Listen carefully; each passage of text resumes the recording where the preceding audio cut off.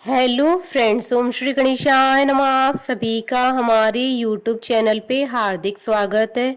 आज हम आपको गणगौर व्रत की पौराणिक कथा, गणगौर की कहानी और विनायक जी की कहानी के बारे में बताएंगे। गणगौर की व्रत कथा।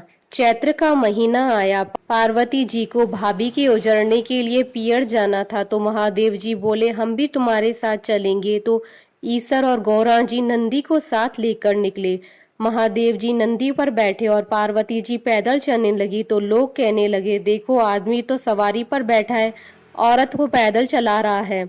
महादेव जी उतरे, पार्वती को नंदी पर बैठाया। ये देख लोग कहने लगे, देखो औरत सवारी पर बैठी है और पति पैदल चल रहा है। ऐसा सुन पार्वती जी भी उतर गईं। दोनों पैदल चलने लगे, साथ में नंदी भी चलने लगा। अब लोग बोले, देखो वाहन होते हुए भी दोनों पैदल चल रहे हैं। तो ईसर गौरा जी दोनों नंदी पर बैठ गए। लोग बोले, देखो छोटे से जीव पर दोनों जने बैठे हैं। पार्वती बोली, भगवान दुनिया कैसी है, नंदी पर बैठने नहीं दे और पैदल चलने नहीं दे। ईसर जी बोले, पार्वती ये संसार है, यहाँ ऐसा ही होता है। आगे गए तो एक गाय उठती बैठती बेचैन हो रही थी। गौरा जी पूछने लगी, भगवान ये गाय कष्ट में क्यों है? तो ईसर जी बोले, इसके बछड़ा होने वाला है। गौरा जी बोली, बच्चे के लिए इतना कष्ट मुझसे सहन नहीं होगा, मेरे गांठ दे दीजिए। ईसर जी बोले, आगे चलो। आगे गए तो घोड़ी उठक बैठक करती दिखाई दी। गौरा जी बोली, इस घोड़ी को क्या कष्ट है? ईसर जी बोले, इसके बच्चा होने वाला है। गौरा जी बोली, मुझसे इतना कष्ट सहन नहीं होगा, मेरे गांठ दे दो। ईसर जी बोले, आगे चलो। आगे गए तो राजा की नगरी में उदासी छाई थी, डोल नगाड़े उल्टे थे। गौरा जी पूछने लगी, सब यहाँ उदास क्यों है? ईसर जी बोले, यहाँ रानी के कुंवर होने वाला है।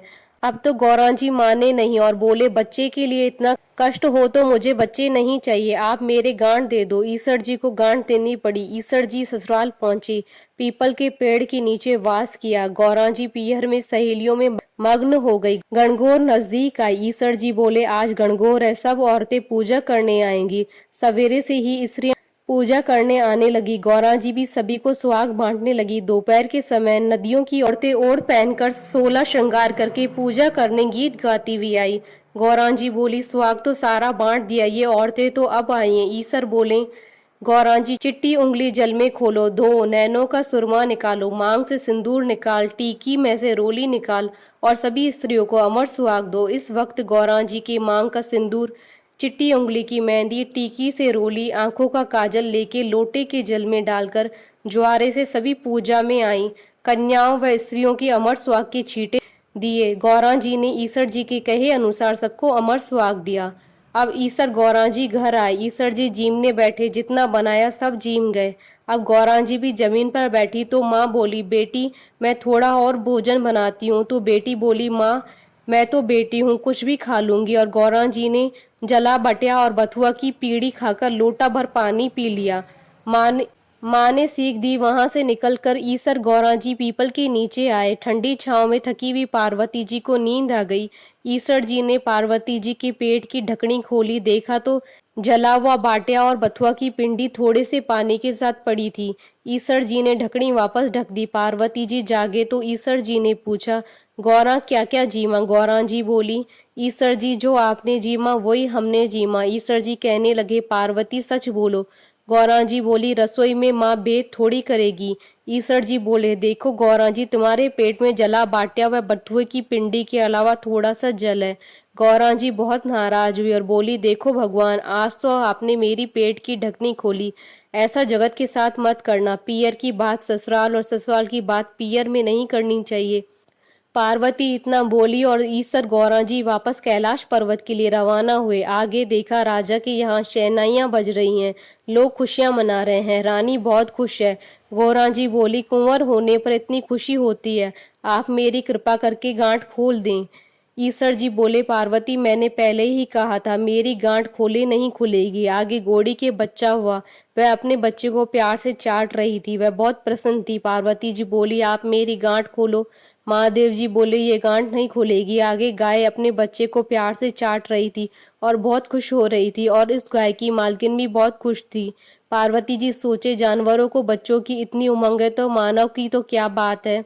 और ईश्वर जी से बोली, भगवान मेरी गांठ खोलो, नहीं तो मैं आगे नहीं चलूंगी। इस पर ईश्वर जी बोले, अब कुछ नहीं हो सकता है। थोड़े दिन बीते, पार्वती जी ने अपने मैल का पिंड बनाया और उसमें प्राण फूके। उस बालक को रखवाली रख के पार्वती जी स्नान करने गई। भगवान आए, बालक ने उनको अंदर नहीं जाने दिया तो भगवान ने पूछा कि तू कौन है? बालक बोला, मैं पार्वती पुत्र हूँ। भगवान सोचे, ये पुत्र कहाँ से आया, और त्रिशूल से उस बालक का गला काट दिया। माँ पार्वती जी आई, देखा और बोली, भगवान मेरे पुत्र को वापस जीवित करो। तो शिव जी ने गणों को भेजा कि जो स्त्री अपने पुत्र से विमुख होकर पीठ देकर सो रही हो, उसी बच्चे का सिर काट कर ले आओ। गण सभी जगह घूमते घूमते जंगल में पहुंचे, जहां एक हथनी अपने बच्चे से विमुख होकर सो रही थी। गण उसका सिर काट लाए। भगवान ने उस सिर को बालक के शरीर पर जोड़ दिया और अमृत का छींटा दिया। बोले, दुनिया में सबसे पहले गौरी पुत्र गणेश जी की पूजा होगी, बाद में दूसरे देवताओं की पूजा होगी। खोटी की खरी अधूरी पूरी, हे गणगौर माता हम सबको अमर स्वाग देना। गणगौर की कहानी। राजा का बोया जो चना, माली ने बोई दूब।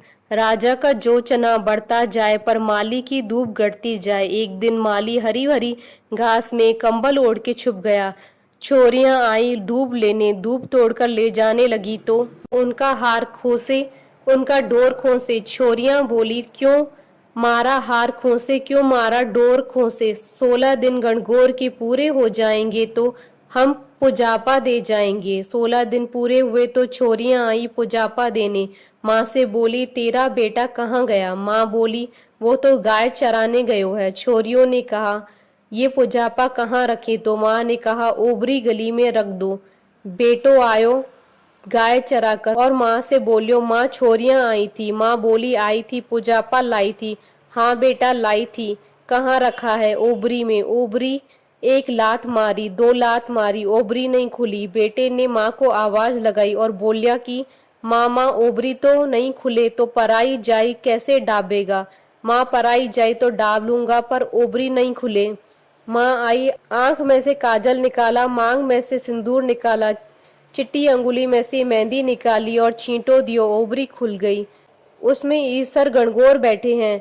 सारी चीजों से भंडार भरा पड़ा है। हे गणगौर माता, जैसे माली के बेटे पर प्रसन्न हुई, वैसे सब पर प्रसन्न होना। कहता ने सुनता ने सारे परिवार ने। गणपति जी की कहानी। एक मेंढक था और एक मेंढकी थी। दोनों जल सरोवर की पाल पर रहते थे। मेंढक दिन भर टर टर करता था, इसलिए मेंढकी को गुस्सा आता था और मेंढक से बोलती, दिन भर तू टर टर क्यों करता है? जय विनायक कराकर एक दिन राजा की दासी आई और दोनों जना को बर्तन में डालकर ले गई और चूल्हे पर चढ़ा दिया। अब दोनों खदबद खदबद सीजने लगे। तब मेंढक बोला, मेंढकी हम मर जाएंगे। मेंढकी गुस्से में बोली कि मरिया, मैं तो पहले ही थाने बोली थी, दिन भर टटर करना छोड़ दे। मेंढक्यों बोलो, अपना ऊपर संकट आयो, अब तेरे विनायक जी को सुमर नहीं किया तो हम दोनों मर जाएंगे। मेंढकी ने जैसे ही विनायक जी का सुमरन किया, इतने में डंडो फूटियो, हांडी फूट गई। मेंढक व मेंढकी को संकट टूटियो। दोनों जन खुशी खुशी सरोवर की पाल पर चले गए। हे विनायक जी महाराज, जैसे मेंढक मेंढकी का संकट मिटा, वैसे सबका संकट मिटे। अधूरी हो तो पूरी कर जो, पूरी हो तो मान रख जो। बोलिए गणगौर माता की जय, विनायक जी महाराज की जय। आशा करती हूँ कि आपको गणगौर की व्रत कथा कहानी और विनायक जी की कहानी का ये वीडियो पसंद आया होगा। तो आप इस वीडियो को अधिक से अधिक लाइक और शेयर कीजिएगा, ताकि सभी भक्तों को इस वीडियो का लाभ प्राप्त हो सके। आप हमारे चैनल को सब्सक्राइब जरूर कीजिएगा अगर अब तक नहीं किया है तो, ताकि आप और हम कनेक्टेड रहें। साथ ही प्रेस करना ना भूलिएगा बेल आइकन को, जिससे नए वीडियो से रिलेटेड नोटिफिकेशन आपको तुरंत प्राप्त हो सके। ओम श्री गणेशाय नमः।